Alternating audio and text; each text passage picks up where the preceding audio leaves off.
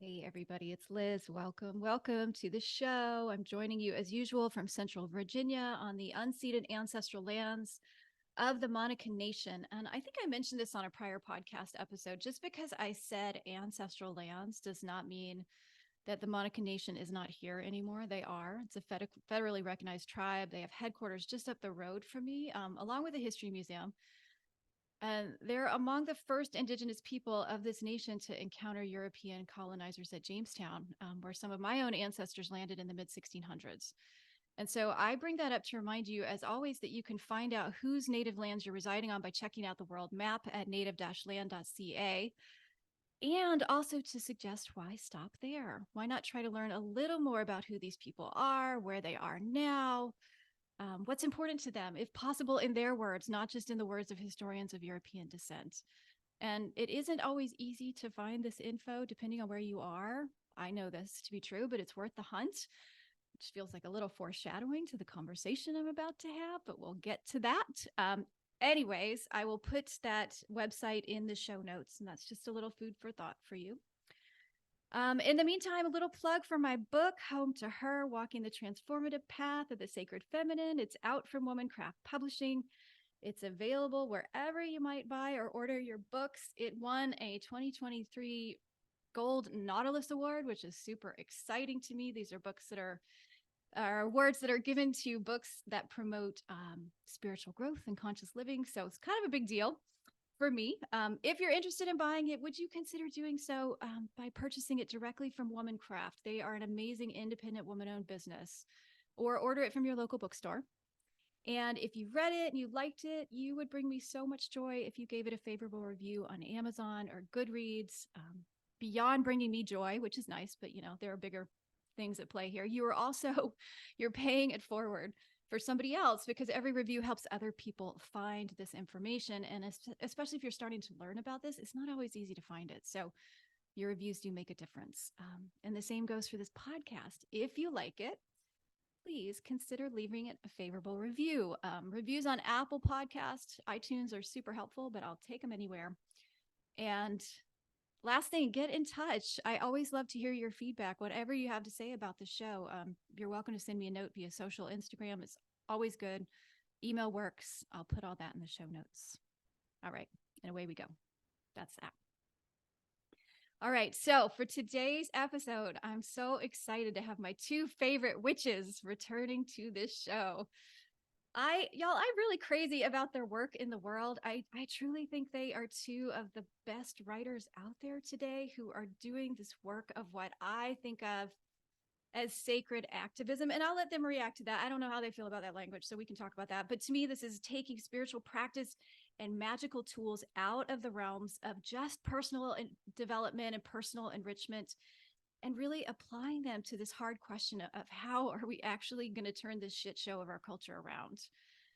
How are we going to make sure everybody has space and that no one is left behind? Such important work. So let's get on with it.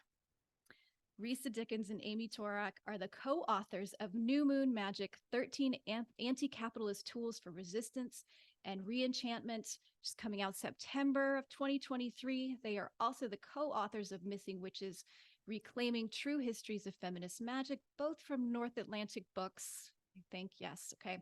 And they are the co-host of the Crazy Good podcast, Missing Witches. Bust magazine wrote that Dickens and Torok teach us what it means to create art, engage in activism, and exist at the intersection of witchcraft and feminism. Liz Kelly of Home to Her podcast says they're awesome. They're doing a whole lot of good stuff. You can find their books, podcasts, zine, and coven at missingwitches.com. Amy and Risa, yay, you're back. Yay! It's really good to see you again, Liz. You too. I think it's been almost 2 years now. I feel like it was. I think you were on in the summer of 2021, I believe. So I do want to say from the jump that I also loved your book, and I passed my copy along to my mother-in-law, who is sort of the generation who isn't like screaming about their right to take up space. And I really think that your book and my presence in her life are really expanding her view of herself. So I want to thank you for that. love that. Thank you for passing it on, and thank you for sharing that. That's awesome. I want to ask you guys, okay, so how do you feel? I said sacred activism as I was writing that. I'm like, how do you feel about that language? How does that land for you? How do you think about your work and what you're doing? Let's just jump right in. That's a big question. Yeah, I'll own that. Sacred activism. That's fucking rad. Thanks.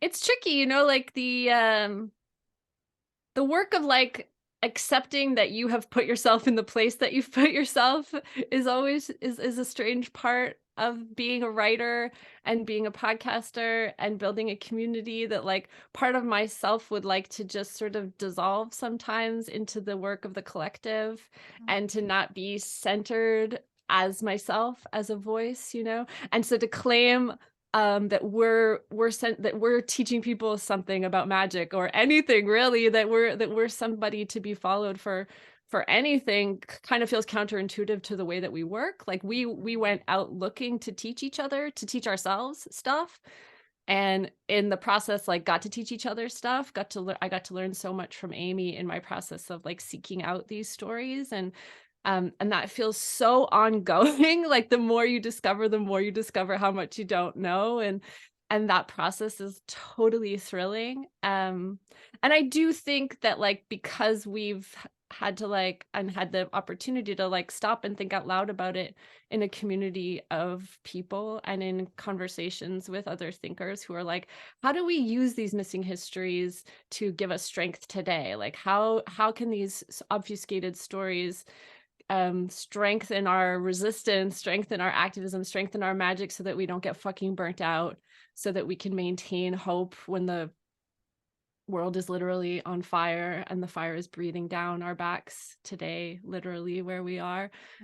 How do we stay like alive in that moment? And so I think, you know, the books do an okay job of like sharing where we're at in uncovering those stories, and in sharing the like brilliance that we've gotten to hear from so many people investigating how they use tools for magic. But yeah, it's definitely something that I like, my tummy like curls in on itself when you say those words, sacred activism, that I might be a piece of that. But I do think what we do as a community is exactly fucking that. Yeah, I want to add that there's something with the project that laid this foundation in very clear terms for us, and I mean that because we have been collaborating since the beginning. So we have this structure that's built on the two of us, who immediately, as soon as we met, viewed each other as equals, but also like awe-inspiring titans, you know, at the same time, if that makes sense. And so everything that we've done has been this collaborative work, and we have to bring that collaborative spirit into everything we do because there are two of us. We have to be open to someone else's ideas. We have to be open to another way of thinking about things. And so that informs everything that we've done since we began the collaboration. Risa and I are in this together. And then the rippling out of that is that like, Liz, you're in this with us, and our coven is in this with us, and the world is in this with us. And so that I don't get overwhelmed by that, or the imposter syndrome doesn't rise up too much. I think of the Lane Redmond quote. She wrote a book called When the Drummers Were Women, or When the Women Were Drummers. Sorry, Lane Redmond. But she reminds us that cultural transformation begins with individual transformation. So all I can really do is set myself out into the world and control my actions. I can't control the actions of anyone else. I really can't. But we've had so many people tell us that we being Risa and I have sort of taught them a different way of operating in the world, which to me, like, we are mentors because we do take people into our circle and give them advice when they ask questions. But I prefer to think of us more as like a role model. We just go and we exist in the world in the way that feels good and right and sacred and correct to us. And then people see us doing that and go, oh, maybe I can live in the world in a way that feels correct and sacred to me. And I think it's important to note, like, Risa and I are very different people, but that doesn't mean that one of us is better than the other. And then we can take that mindset again out into the world. Just because you think differently than I do, that's an opportunity. Like Audre Lorde was always talking about this opportunity of difference, that it shouldn't be something that separates us, but rather that something that can help us grow and expand together. I just want to add, we give advice always under the umbrella context of you have to promise to ignore our advice and do exactly what makes sense to you in your specific context and moment. That's the caveat I always gave to my little sisters. Love having opinions. Definitely don't want you to like copy paste my desire to have an opinion on every fucking thing into your life when you are the weaver of your life.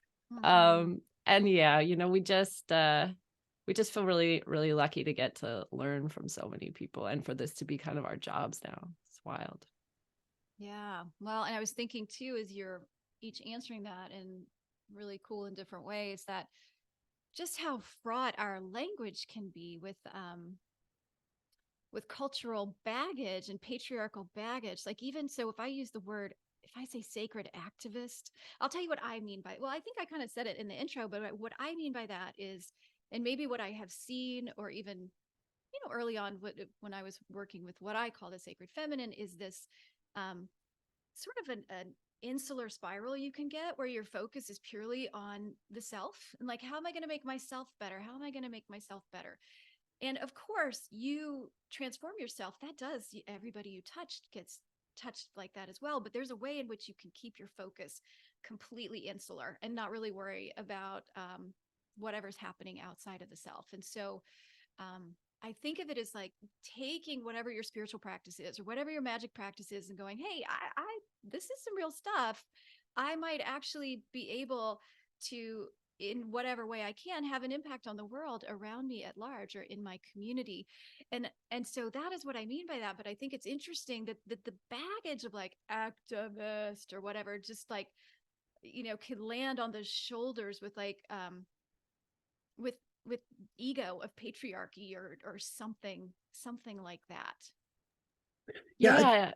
I've definitely heard a lot of people say that anything with an ist at the end, I don't consider myself an activist because I don't blank enough, or I don't consider myself a feminist because I don't blank enough.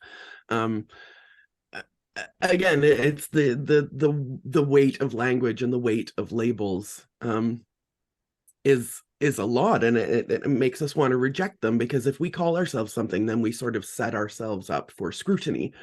Well, are you really this? And if you just don't ever say that you're anything, then you don't have to worry about anybody questioning what you say. And before you jump in, Risa, I do want to add, like, I love this terminology that you've come up with of sacred activism, because we say all the time that the word witch or witchcraft or the craft or magic for us is the place where our spirituality intersects with our politics, and a third intersection being with our creativity.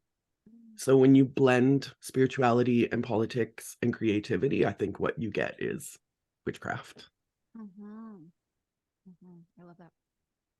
Yeah, I was gonna say, it's funny that trying to turn from that like always going inward spiral, that I think you're so right, so much of this work can turn into, to like the Ouroboros, like, how do we turn the spiral so that, yes, it goes inward, but it also goes outward, and it goes outward into our communities. And that doesn't have to be like, there are so many ways. We love to think about like hiding in plain sight. We love to think about like ways you can draw your magic, your world changing magic into spaces and spheres where you translate it into a language that lets it pass and that lets it do its magic in different spaces, like at Amy in the circle chapter, of New Moon Magic, where we talk about different tools for magic, tools for activism, tools for resistance and re-enchantment.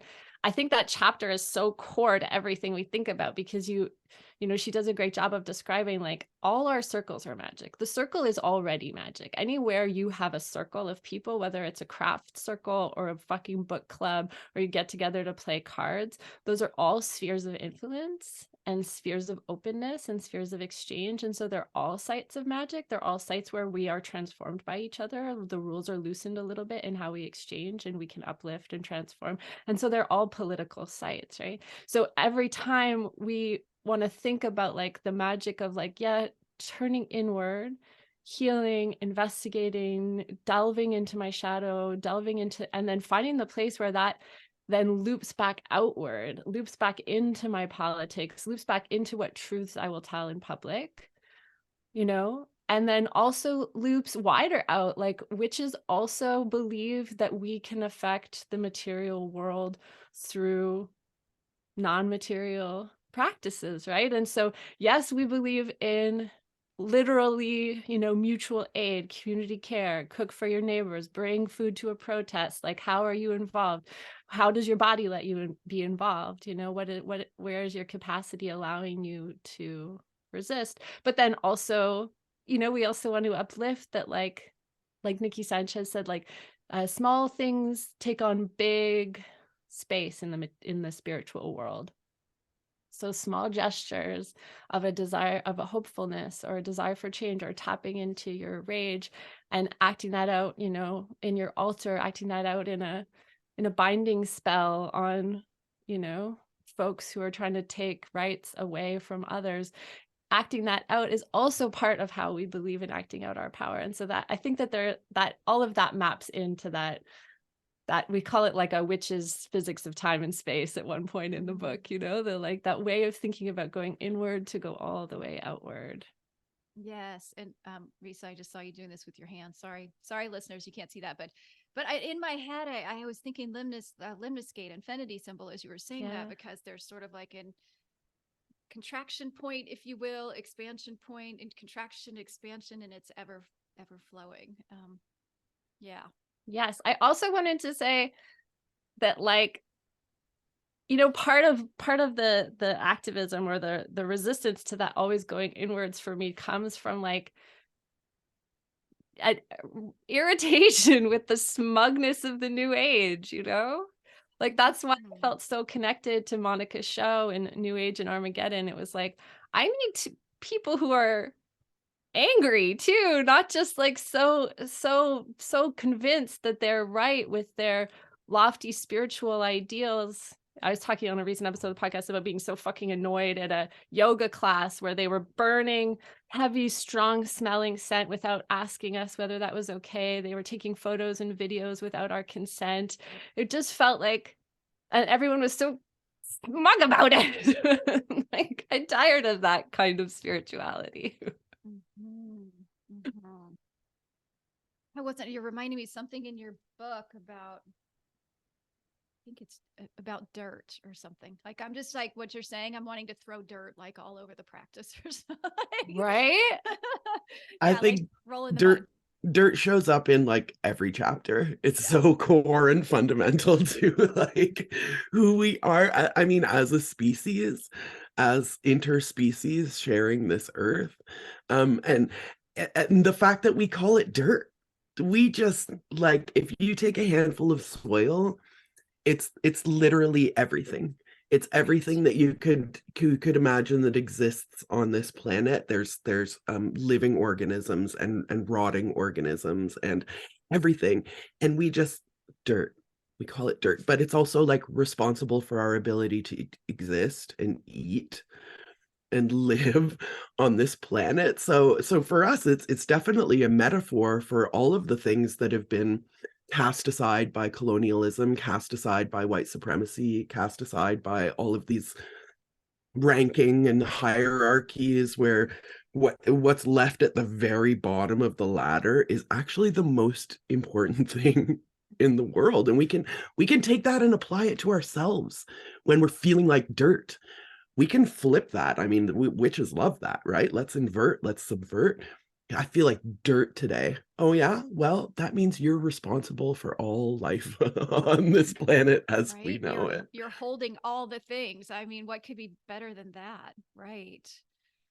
Oh my gosh. Well, this actually, I feel like this is a nice segue into, tell us, I want to hear you talk about this latest book. I love it so much. I really do. I mean, I think your writing is phenomenal. And I am really impressed by how, um, as a reader, the experience is somewhat seamless of you two going back and forth and sharing your chapters. I think that's pretty rare, to see people bring their voices together in that way. But maybe you guys can just talk a little bit about the inspiration behind this latest book. Well, I can definitely say that there is a lineage of specifically women collaborating and working together to make some of our favorite books. Mm.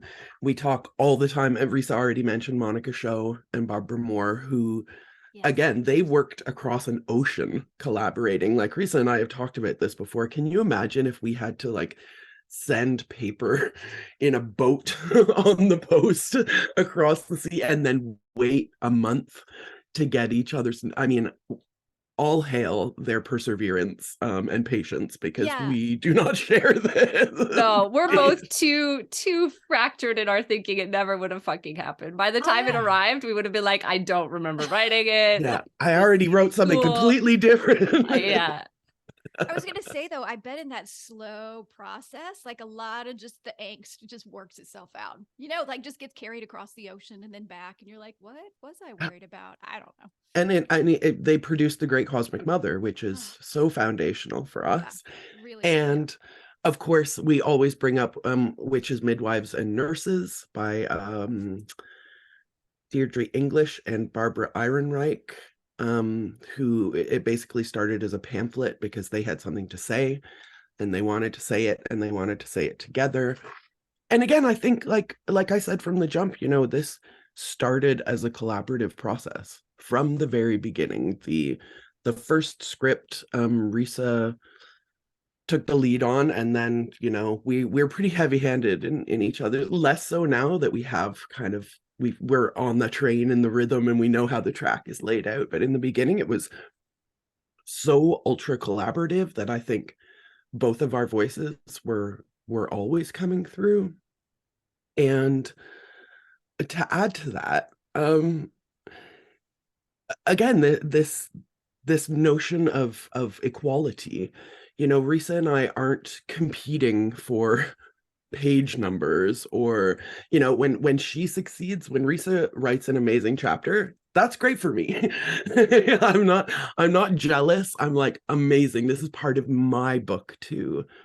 And so I think it's that sense of equality and non-judgment. Like we were talking about the circle, I spent a lot of time in my life feeling like I couldn't say what I was thinking because I would be judged or mocked or shunned. And to find a place where you can be honest and held at the same time, it's so bountiful, it's so fruitful. I'm sorry, there's a mosquito.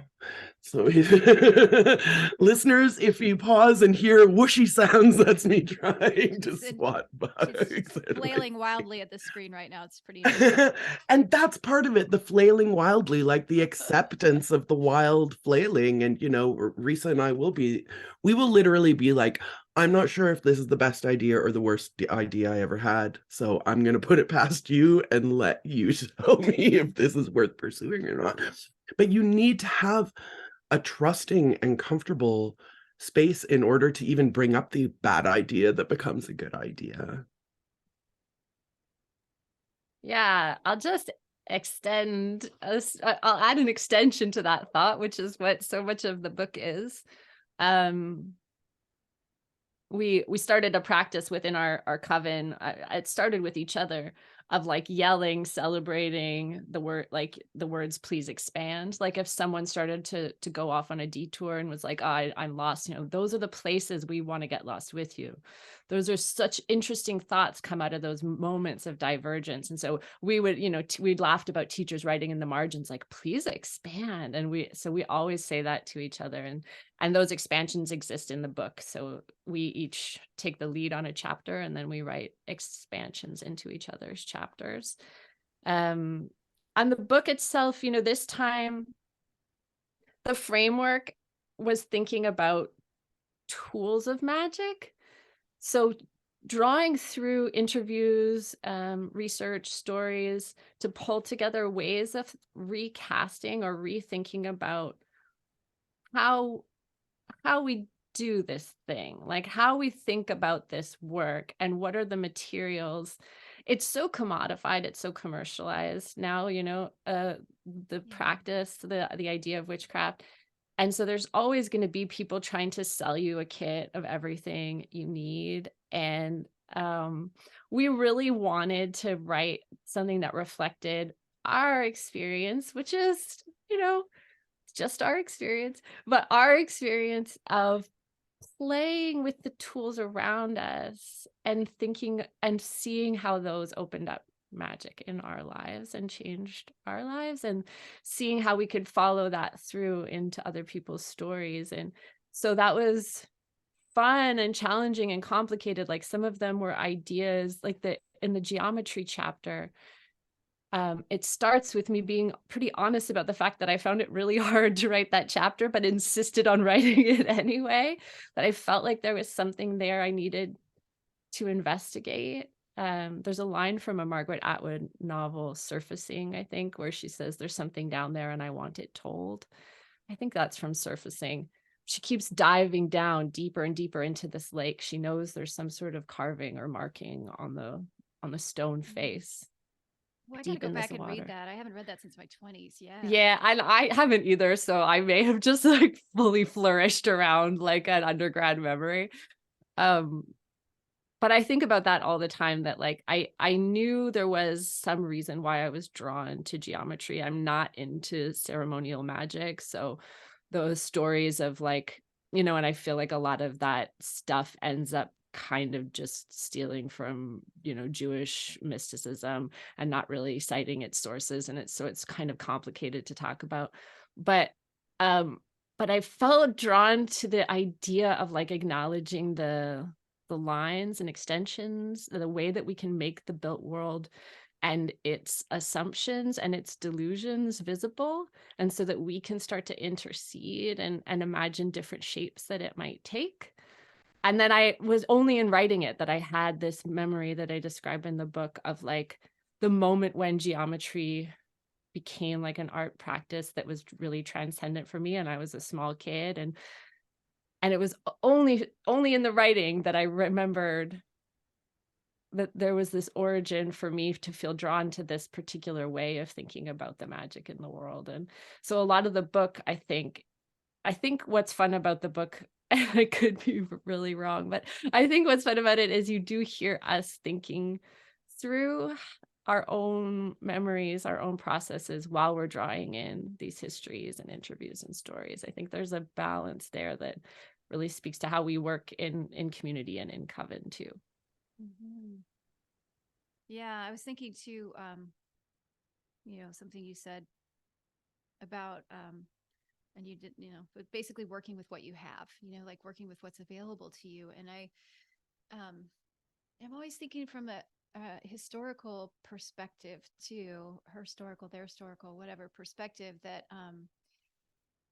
is that surely this is what our ancestors would have done. Like nobody's like running to the neighborhood store to get their crystal that was shipped from halfway around the world, that they bought for $10 or whatever. And you worked with what you had, and not only did you work with what you had, but that's what makes the magic, at least in part, is you have relationship with it because it's where you are. Like you are there, it is there, so you're able to be in relationship with it, and then the whole process deepens.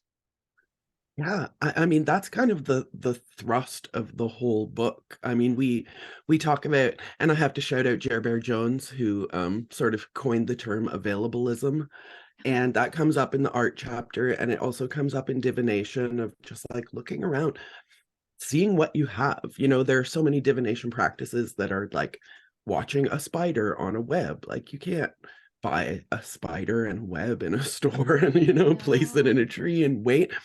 But that was what was so frustrating to us, was seeing all of these like how to do magic or how to be a witch that started with shopping lists.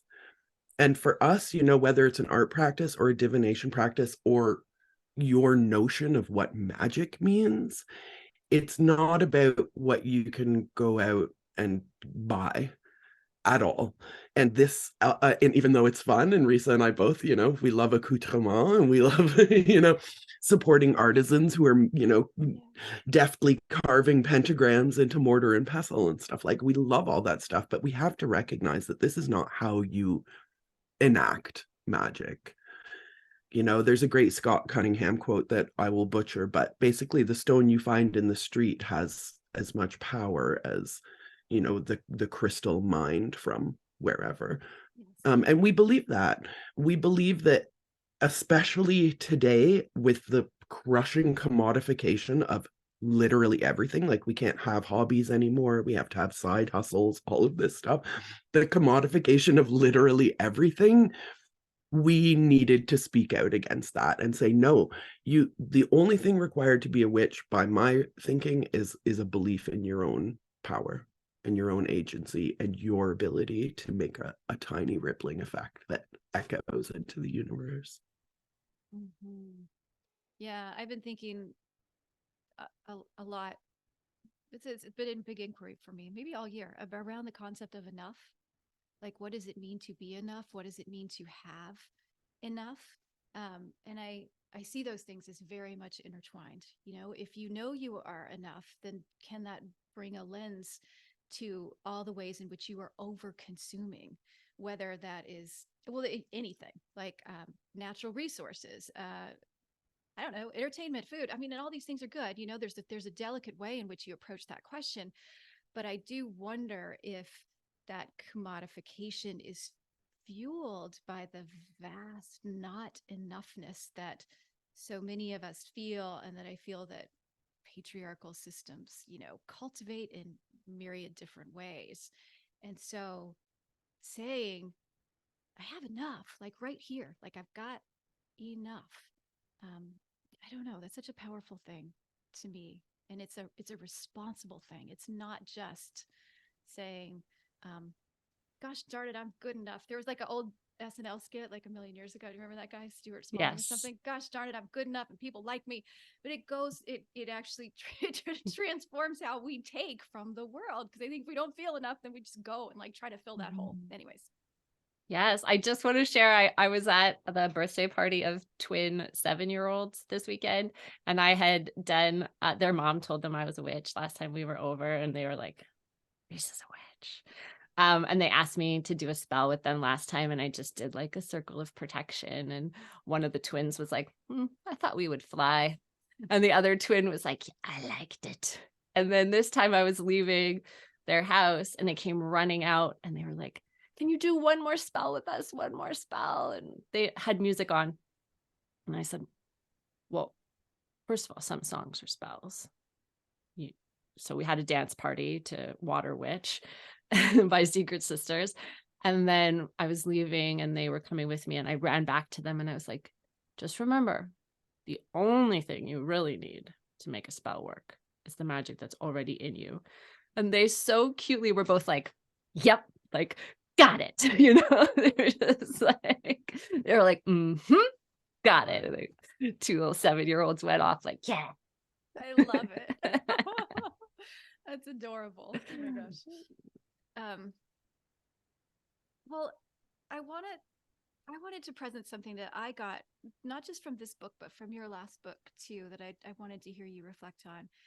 And I'm using the word multiplicity and your work in relation to the idea of multiplicity. And so one of the things that I've seen you do, I think in a really, and honestly, it shouldn't be courageous. I'm going to say courageous ways. It's just unusual. You don't see it that often, I think, in broader popular culture, is holding the seeming polarities of people whose stories you were uncovering, especially people from past times and past generations, with the gifts that they brought and the cultural limitations that they had, the biases and all that, and holding those things together. And I know the first time it really struck me, I think I was reading your first book, and I think this was a chapter you wrote, Amy, about, you were talking about Z Budapest.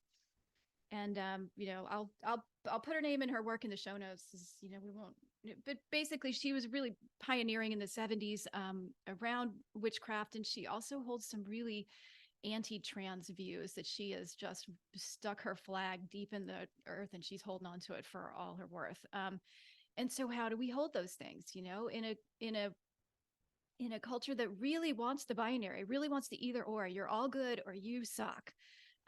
And I felt like that came forward in this book as well. I think, Risa, you wrote this chapter, but there was information about Hildegard of Bingen, which, again, she was, 11th, 12th, 10th century nun, very pioneering for her times, did some amazing work around medicine and music. It was just incredible. And what can we expect from a woman who's deeply entrenched in the church in that particular time, and I believe she's in Germany, in that particular part of the world. She's probably not going to, like, if she were to materialize right here with her views, I don't know, this could be an interesting conversation. It might get kind of awkward. So, but I feel like you hold those things really beautifully. And I wonder if you could talk a little bit about that and why you do that and how you do that. Well, first of all, I'm not perfect. Are you? Absolutely. What are you talking about?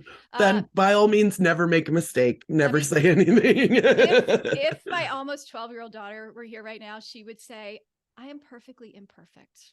So there you go. Exactly. And to me, especially nowadays, we're seeing this real cult of personality that sort of has abolished critical thinking. If you like this, then you are this, and I'm not going to look any deeper. I think that's dangerous. I think that's very dangerous. We always say that the old saying of like throwing the baby out with the bathwater, which is to say, like, to throw the good stuff out with the bad stuff. And I was really lucky writing about Z because I didn't know about the turf stuff when I first met her, when I first encountered her work. And it wasn't until I really got into researching her that I found all of this out. So I had already, and again, this was very personal for me. Like, she shared a lot of history with my father, with my actual biological father. And so I had this like auntie, this familial sense with her. And then it was like, oh, auntie said some stuff that I really don't agree with. But I already had the resonance of things she had written before I discovered that within me. So it was easy for me to be, I don't want to say soft on her, because I really am declarative, like, this is where I draw the line of agreement. But I think that she also was a product of her environment. I mean, her man-hating, yes, that somehow like trickled into turfdom. I mean, that was real. She had a controlling father and she lived under a controlling state, under politicians, and she watched her friends get murdered who were trying to start a revolution. She watched them get shot down by the overarching control. And so you see, like, okay, she didn't just come up with this stuff out of nowhere, but she took it to a place that I don't think fits in the modern contemporary world. But she built half of a really amazing structure, and then she kind of messed it up with the attic. But we can take out the attic. Risa is rebuilding her crumbling home as we speak, and so much of it is about that, about pulling out what's rotted, seeing what we can salvage of that, and then using it to rebuild the home that we live in now. And I think that that's the same for everyone, because we talked about this at the very beginning of the project. Like, what do we do about this? And we sort of, I think we had 3 ideas, and one was like, we could skip it. We could not tell this story at all. We could put a beautiful bow on it and tell the story, but leave out those ugly parts. Or we can tell the truth. And to come back to that circle mentality, like that's all we want to do. All we want to do is tell the truth about what we find, because anything else to us is non-magical. You know, we say all the time that like telling the truth is a very powerful spell. Tell the truth and watch the room change. Tell the truth and watch the world change. So I mean, in contending with my own imperfections, my own self-loathing, my own idea that I might say something wrong and therefore shouldn't say anything at all, it is something I'm working against constantly. You have this fear that you're going to say the wrong thing, so you say nothing at all. And I mean, that's exactly what patriarchy and capitalism and hegemony wants. They want you to shut up because you're too afraid to speak. And sometimes you have to be willing to say the wrong thing, like exactly like what we were talking about before. Like, I have possibly a bad idea. Maybe it's a good idea, but maybe it's a bad idea. And the only way I'm going to find out is by saying it out loud to somebody that I trust. Mm-hmm. And luckily, the pen and the page is a somebody that I trust. I when I'm writing, I trust that page to be non-judgmental. And when it gets to readers, you know, I've already had my moment of intercourse with the page, and we've made this baby, and whatever anybody thinks of the baby is sort of out of my hands. Much like everybody that we write about, you know, they put their work into the world to be judged, and so now we're judging it. You're just making me think. I wanted to say this real quick of Ernest Hemingway. My favorite quote from Ernest Hemingway, which is, all you have to do is write one true sentence. Write the truest sentence that you know. Best charge for a writer I can think of. And sometimes it takes, you know, 10 pages before you get to that one honest truth. And then you're like, oh, this is why I spilled all this ridiculous ink to get to this spot. And that's what we're all doing. We're all just like spilling our ridiculous ink, and then eventually we're like, this is why I was doing this. Especially for witches, you know, something happens, something comes up, you see two crows lighting on a branch outside your window when you go to get your glass of water, and this is why I did this. This is why I am this. Mm-hmm. That did happen, by the way, listeners, right before, like literally 1 minute before we started this. I was looking out the window and these lovely black crows just flew in one after the other and landed on a branch. And then I came back to my computer and it said, "Missing Witches has joined your Zoom." And I'm like, yep, I knew that. They're here. I just wanted to add, I mean, that work of trying to find and tell the truth about people is endless and ongoing, and it's also so personal. Like, I mean, in the sense of like what you are going to be able to keep from someone is personal, you know? So it may be that like something that someone has done transgresses so violently for you that there is no part of their knowledge that you keep anymore. And that's okay. Some statues have to be fucking torn down, you know? They can't all be recontextualized. I went to an amazing museum once in Cape Town, and they had, in half of the museum, they had left the exhibits with the description plates exactly the way the racist leaders during apartheid had them. And they just recontextualized them. They just put another bigger plate next to the piece that told the true history of that piece, that explained and unpacked the racism in the accompanying plate, that put it all into a more honest history. Sometimes you can do that. Sometimes you can keep it and tell the story. And it's so personal. My kid loves these graphic novels called Witches in Brooklyn. And at one point in them, a witch tells her adopted or her granddaughter, you know, it's okay if an artist does something that makes you not able to love their work anymore. And it's okay if you still love and keep the work and reject the author because of what they do. Like, both those paths are okay. We have to be willing to hold those uncomfortable things. Mists of Avalon came up in a circle recently, and I know it's so important for some people. I was never a Mists of Avalon person, but I know for so many people it was like the first time that magical history was written from a woman's and feminist perspective. But she's a fucking child molester, and so is her husband, and like, so for me, that's just a line. I never read those books. I don't need to keep anything from them. There are other books, but I also like love and respect for that. For some people, that imaginary world and the way that it recast all of history, they're going to keep it. Same with Harry Potter. My sister has so much anxiety, and for her, those books were the whole world, and she hates turfdom and she rejects the violence of that ideology. But Harry Potter's a safe space for her, and that's okay. It's complicated is all I'm saying. I love you so much for saying that. I really do. Mist of Avalon, I'll put that in the show notes. It was one of those books that was just revelatory for me. And I shared about it in my Facebook group, and somebody just made an offhand comment like, can't look at that book since I found out about her. And I'm like, what are you talking about? What did you find out about her?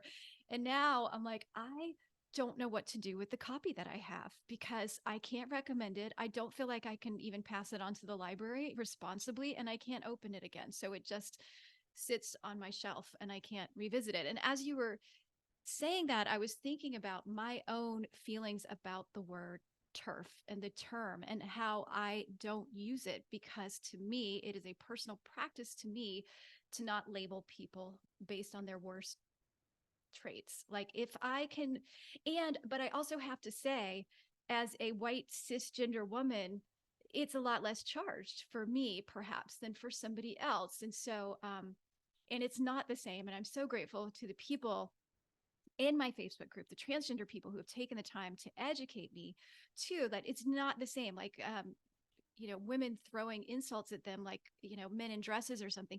We're not talking about the same thing. We're not talking about the same hardship. You get called a name.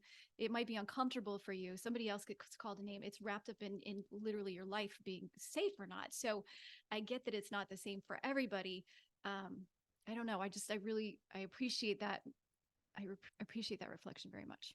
I'll add this one thing. One time I sat with a circle of friends, and I was recovering from like an abusive relationship with a con man. And a piece of that day, we were making men out of corn husks, and we were burning slippers his grandmother had made. But a part that I don't know if I've told in the story before is that there was a version of the Bible in this house that was very much, I felt in the ways that I had opened it and read it, it kept resonating for me in ways that were about patriarchal control. So it was very heavy in the honor and obey versions, and it was English, so it wouldn't have been even the property of the previous owners. They were very, very Quebecois. I don't know why it was in the house. And we sat while we were burning things we took this book and we opened it, and we would read a piece like it was something we were going to celebrate or something we were going to reject. And we would rip out a chunk of the book and fold it into paper airplanes or fold it into whatever and add it to the fire. And it was part of freeing ourselves from manipulative patriarchy, from that literal con man. And then for all of us, from this weight of generations of being told what we could be, and that was a circle of myself and queer men, and it was incredibly empowering. So if you have a copy of Mists of Avalon that you're not sure what to do with, maybe it's part of a burning spell. I don't know. It would make really good fuel for a fire. Oh, I do like that very much. Sorry, Mom. She gave me that book a long time ago. That's love you, Mom. I know. It was a great gift for me. It really was. I wanted it. I appreciate it. I really have to jump in here because the King James version of the Bible is probably the one, Risa, that you found in that house. And King James took a book and had it translated to fit his own way of thinking. For example, the word tyrant was removed entirely from the King James version. You won't find that word in the King James version because he was a tyrant and he couldn't possibly put out a book that said that being a tyrant was bad. So he was like, we'll just pull that part out. We'll just change this. We'll change this. But the good thing that we can take from King James, that bit that we can snatch out of those jaws, is that we can translate. If King James can do it, then we can do it too. So let's take these books or these words that have hurt us and translate them and make them stop hurting us so that we can take the power back. King James just did that. He didn't have an authority of God. He wasn't Moses with the tablets, etched by lightning. He was a power-hungry individual who thought, I can take this tool and I can change it to suit my whim and therefore change the world. And if King James can do it, then we can fucking do that too. We can take any book, we can take any word, and we can translate them so they don't hurt us anymore. That actually feels like, to me, for me personally, like a responsibility. Like, it's not just an opportunity, it's a responsibility. It is an offering that I can give to my ancestors and to people who, weren't able to do that. So I love that. You're also making me think of, have you guys read the book Witches and Pagans by Max Deschaux? Oh man, I just go back to that book over and over again. It's such an incredible resource. But I was just revisiting it the other day and coming across, all these translations, were piled one on top of the other. So for example, I forget what it was. It was like something about praying to the Lord, which actually in the original Old English translation was, may the runes speak to me. It was about, it's about magic, and it just got changed. So there's that piece too, right? There's so many different ways in which we can go about reclaiming, whether that's, setting the book on fire or trying to find the original translation, or Amy, I always think about our first podcast, and I ended up putting this in my book. I said, this language is sacred feminine, I don't know what to do with it, and you're like, well, come up with something new. And I was like, oh, maybe I will. I haven't yet, but maybe I will. We can also come up with new language too, right? Because it's all just shit we made up. We get to make new stuff up. And so much of witchcraft is that play with language. Language is like what humans have created to help us communicate past like the great hum of the universe, cosmic microwave space stuff, the great hum of the universe that predates us all. But yeah, this is what we've come up with. So language is a human invention. I mean, there are definitely other kin who have their own ways of communicating. I'm not discounting bird tweets as communicative or any of those things. They have languages too. We all have language. And Risa's so excited to say it. Risa's got her hand up. I just want to add, and we learned, we think we learned from those kin how to formulate language, right? Like that we learned melody and different shapes of sound from bird song, that we think it was early encounters with mushroom and fungi that allowed us to form metaphorical thinking or image thinking. So yeah, just shout out to the kinship. That's all. I got excited. Yeah, but I just want to maybe wrap this up in a bow, this part, by saying, like, to me, one of the most exciting and mind-boggling versions of the magic of language is the existence of sarcasm. Like, we can literally say the exact opposite of what we mean and have that convey exactly what we mean. And that to me is so magical. It's so like that, witches, we say we live on both sides of the coin at all times. We're not either ors, we're and yes and we're improvising our way through life. Yes and. And to me, again, like, I'm going to say it again. You can say the words that mean the exact opposite of your intention and have that come through to the person to whom you're speaking. Language is for play. We are allowed to do whatever we want with it. We have seen, like, Risa and I both have lit degrees. We spent hours and weeks and months and years looking at how different people use different words to convey different things in different ways, even using the same word with opposite effect. And that to me is so exciting. Like, language is yours. Language is yours. You do what you want with it. You reclaim words. Like, we were talking recently about, we were both called freak a lot in high school. And this was one of my first reclaimings. Yeah, I'm a freak. Yes, that's a compliment. Thank you for the beautiful compliment, mean football player. Like, we can recontextualize the words that people use against us, the words that we're using. Again, we can reframe. I no longer say pro-life ever. I only say anti-choice when I'm talking about this, because I don't want my brain or the people that I'm speaking to be tricked into thinking that pro-life is pro-life. Right. It's not. It's control. It's pro-control and anti-choice. So again, there are little things that you can do to change your words, change your brain, change your life, change the world, and language is just a tool for that play. And of course, right, the spelling, right?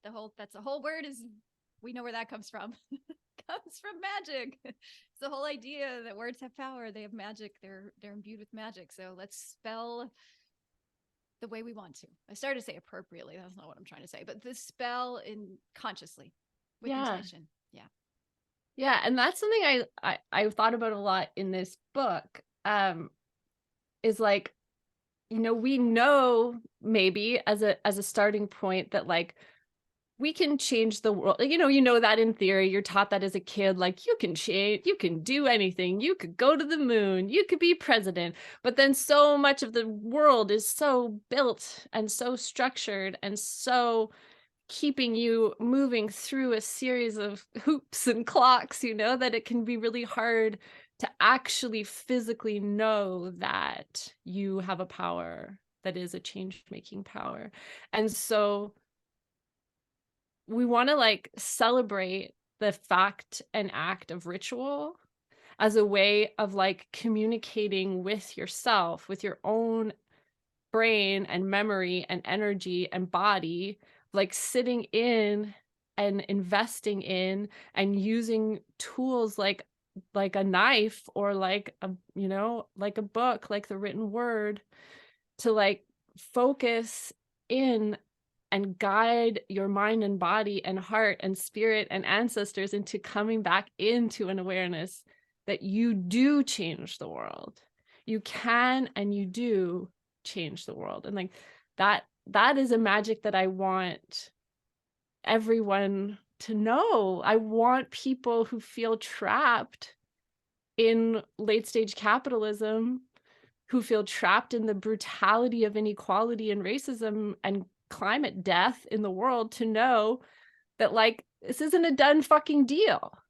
You do have a world-changing power. I want to know that. I want to scream it to myself. Yes. Oh gosh, me too. Wow. Yeah, I feel like we need that really, really badly right now. And that's not to bypass all the shitty, horrifying news. It's not like you're pretending like that's not real. It's just perhaps not allowing yourself to get crushed under the weight of it. Right. It's like Donna Haraway. We're staying in the trouble. We're right here. We're going to craft right here. I want to say or ask one more thing around this idea of, or just presence, one more thing around this idea of multiplicity. Yes. And something else that I love that you do in your book. I especially love that it was in the Virgo chapter because it's so Virgo, is this idea of holding science and data and logic, or just this language to me that was so revelatory when I kind of woke up to this other language of magic and intuition and all these things that happen when I started learning about what I call the sacred feminine. That data and language, it felt like my oppressor. Like I was like, oh my God, I had no idea this was on my back so hard. Like now get off me. I want to learn this different way of being in the world. And yet I'm a geeky researcher. Like my shelves are full. I love the history shit. I cannot stop accessing this stuff. And so that's one of the things that I love that you hold to. And I wonder if you could speak to that a little bit, this seeming polarity of like magic and data and holding those two things at the same time. And maybe even, where I think it gets really interesting is when you start to bridge and you're like, oh, maybe these two things aren't so different after all. Right. Well, that goes back to that figure 8 shape, right? Yeah. I think, like I to, Donna Haraway and Bruno Latour talk a lot about the sciences, not science. So we capitalize and underline science, and that sort of is a way of putting it on a pedestal again, of making it a god. But that's not really, in fact, what the sciences are. The sciences are this conversation, this constant, let's have a theory, let's come together around it, let's test and see, were we right, were we wrong, let's share our results.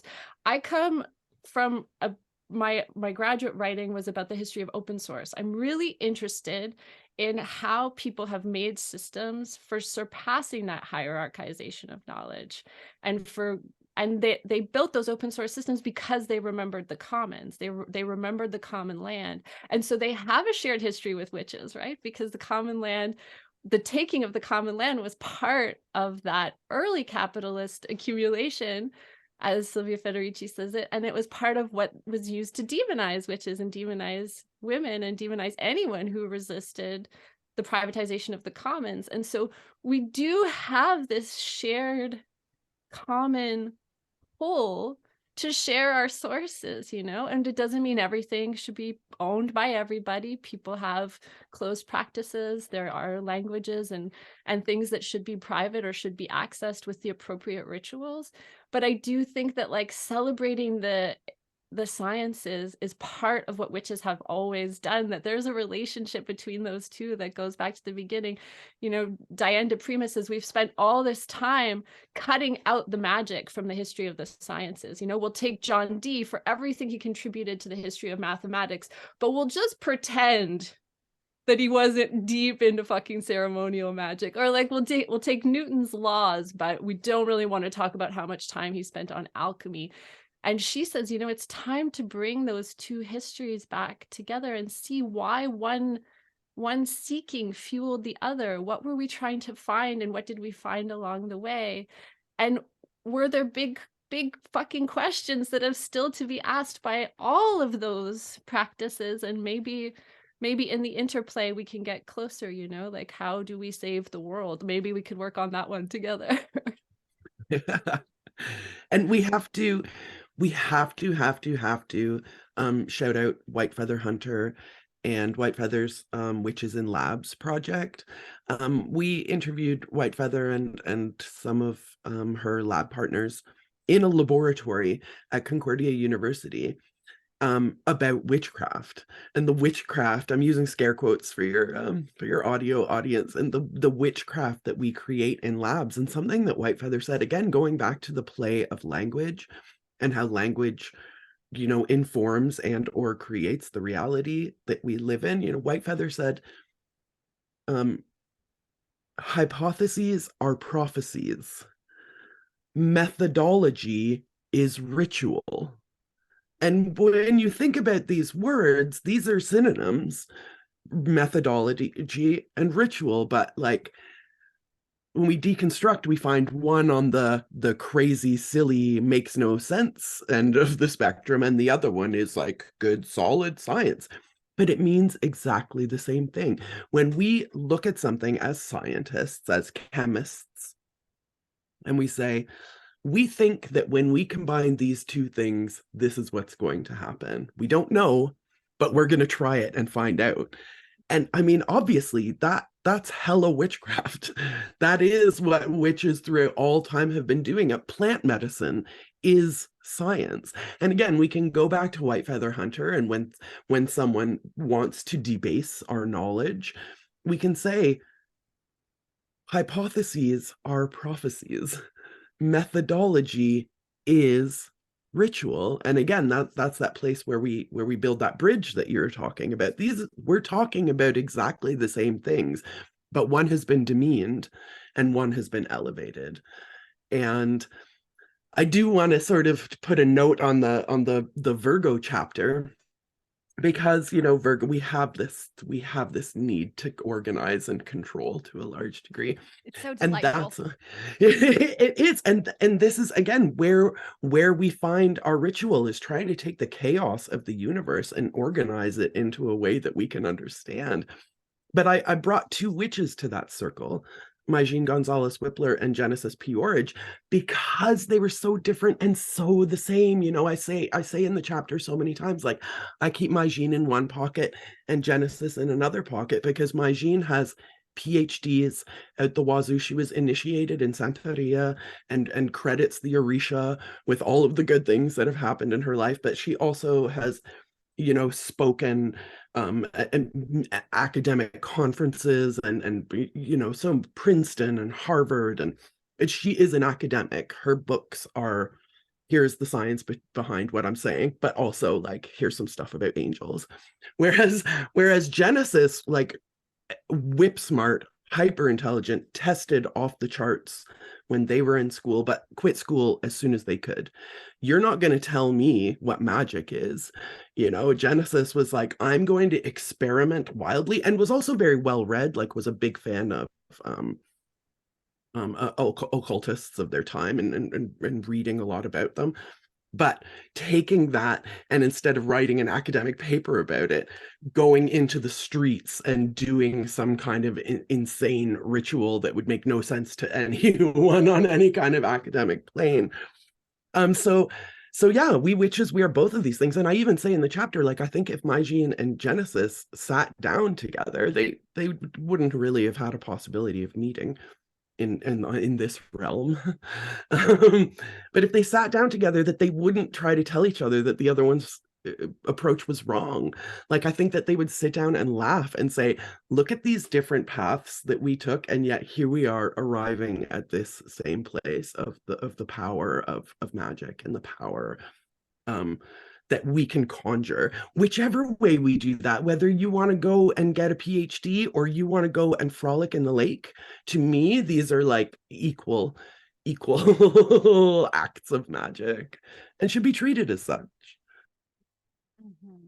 I just want to add, like, we've been through a period of anti-science culturally.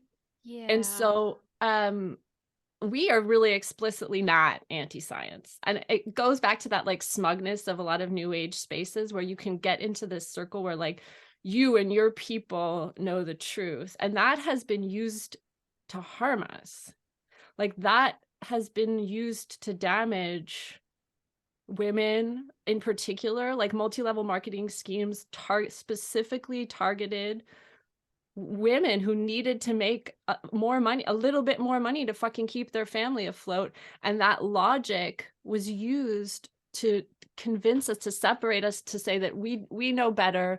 We know better than science. We know better than mainstream media. Like, they took all of that language that was true to our activist core, and they used it against us, and they used it to divide. It has been used to divide and to manipulate people and to keep us uneducated and unhealthy. So that goes back into that luminiscatory space, right? For me, into that Mobius strip is like, yeah, science has been held on high, and witches' knowledge has been demeaned, but the opposite has also been true, depending on what circle you're in. Yes. And so follow that loop all the way and stay curious, stay curious, ask questions, do research, love research. Like, witches are seekers, but we're also skeptics.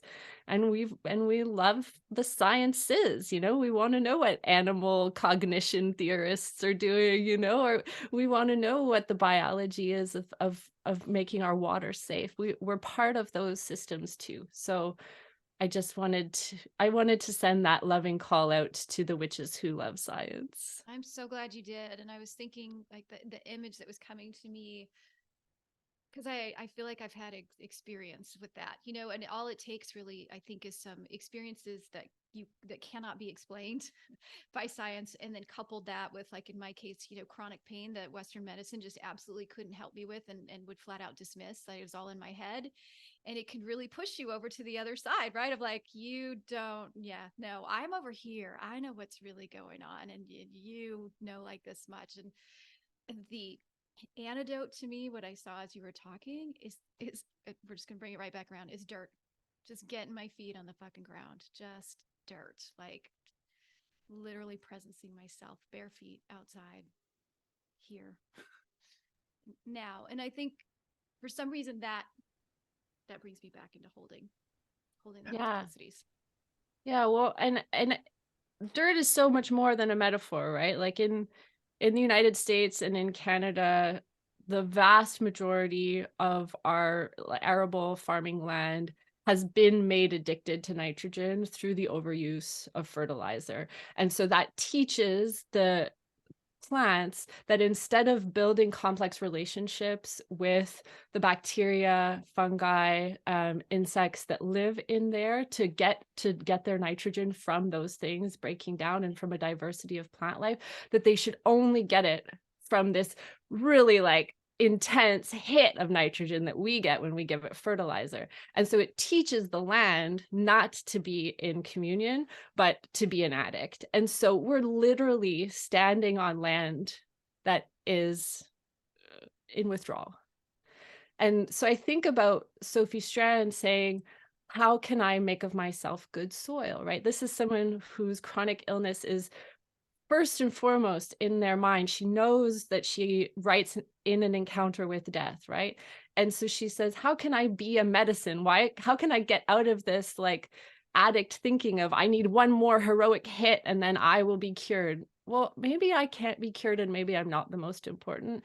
How do I become a medicine in the land that I'm on, in the communities that I'm on, right? And so the soil is not, getting our feet and our hands in the soil is not, it is a metaphor, and it's a metaphor where it's not a simile. It's not that soil is like our sickness and our healing. It's soil is our sickness and our healing. Wow. Oh, I'm so glad. Thank you for saying that. Yes. Wow. I don't want to end this. We need to end this. We've been talking a long time. I have to let you guys go. You have to go do other things. Somebody has to stop us, or we will just excitedly yell, the three of us, at each other in love for days. I don't want it to stop. Okay, we're gonna stop for now. Thank you. Thank you so much for being here. I love you. I love your hearts and your presence and all that you're doing. So I'm getting a little weepy. Much gratitude to you. We love you so much. We love you and your community so much. Thank you. Their book, New Moon Magic. If you're actually watching, I'm holding it up. It's so pretty. I won't have that little thing on it. 13 anti-capitalist tools for resistance and re-enchantment. I wish you so much success with it. I don't know, maybe you'll come back again. Who knows? Again and again and again. And again and again and again. Yes. And thanks to all of you for listening, as always. I know I say this a lot now, so you must be tired of me saying this. Whatever, I'm going to say it again. I really would do this without you because these conversations are so fulfilling to me, but I am glad there's somebody else listening because that gives me a stronger excuse to do them. And if you like the show, you can leave it a 5-star review. You can subscribe. You can tell your friends about it. You can do all those things. And until next time, I hope you take very good care of yourself. And I'll talk to you again soon.